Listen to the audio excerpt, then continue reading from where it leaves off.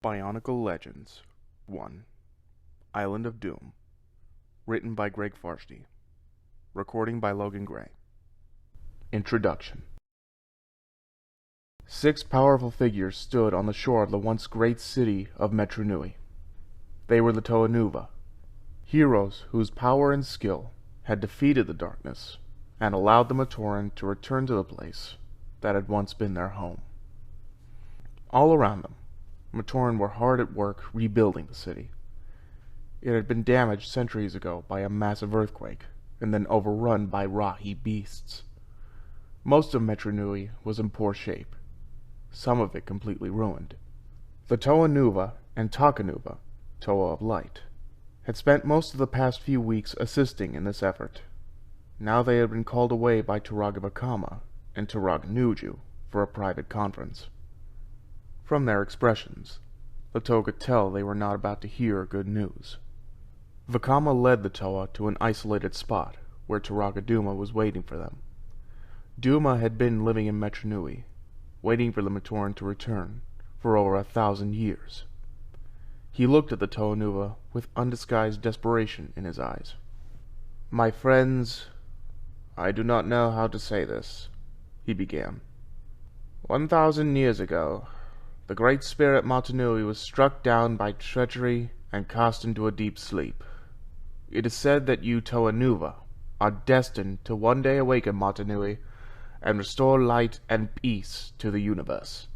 Tahunuva frowned. They knew all this already. Bringing the Matoran back to Metru Nui had been the first step toward awakening the Great Spirit. "I have studied the stars, few and dim as they now are," Duma continued, gesturing toward the darkened sky. It was true that few points of light could be seen, and those that were visible had hardly any glow. "I have consulted with Nuju, who was once a talented interpreter of the messages to be read in the heavens. He agrees with my findings." "Which are?" Kapakanuva asked, impatience creeping into his voice. "Matanui is not merely asleep," Duma said quietly. "My friends, Matanui is dying." After the initial shock and disbelief had passed, the Toanuva insisted on seeing the proof of Duma's claims. He and Nuju showed them how the passages of the stars, and their diminishment in brightness and number, spoke of an end to all things. In the time that had passed since Matanui first fell into slumber, the Great Spirit's hold on life had gradually grown weaker. If action was not taken, he would die, and all hope for the universe would be lost. "What can we do?" asked Nuva, Toa of Water. "With all our power, there must be some way we can save Matanui." "And so there is," said Duma. "There is a great Kanohi mask of power, the mask of life, hidden far from here. That mask is the key to saving the life of Matanui. You must travel to an island that should not exist, but does, to find this treasure." "And when we found it," said Anua Nuva, Toa of Earth, "then what?" "It is our belief, our hope, that once you have the mask, the Great Spirit will find a way to tell you what to do next," said Vakama. Tahunuva nodded. "This doesn't sound very hard, not compared to some of the things we have already done. We travel to this island, find this mask, and quick save the universe," finished Liwanuva brightly. "Just like past old times." Duma shook his head. "Do not take this task lightly, Toanuva. The stars are there for all to see, including those with evil intent.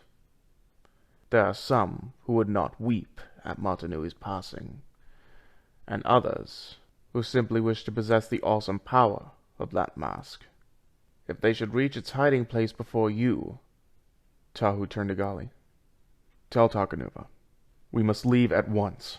"No!" snapped Duma. The others looked at him, startled. "Takanuva must stay here."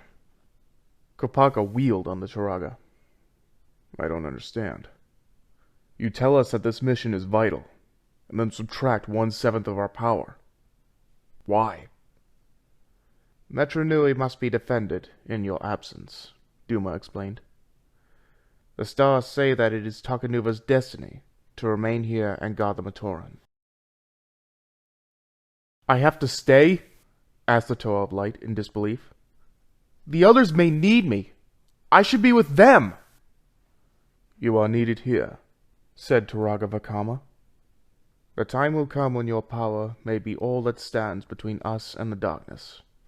On that day, you must be prepared to act. Until then, your place is in Metru Nui with us. All right, I will stay, said Takanuva. But the others, do you think they will be all right? Vakama pondered for a long moment before answering. Then he said simply, No, Takanuva. No, I do not. End of introduction.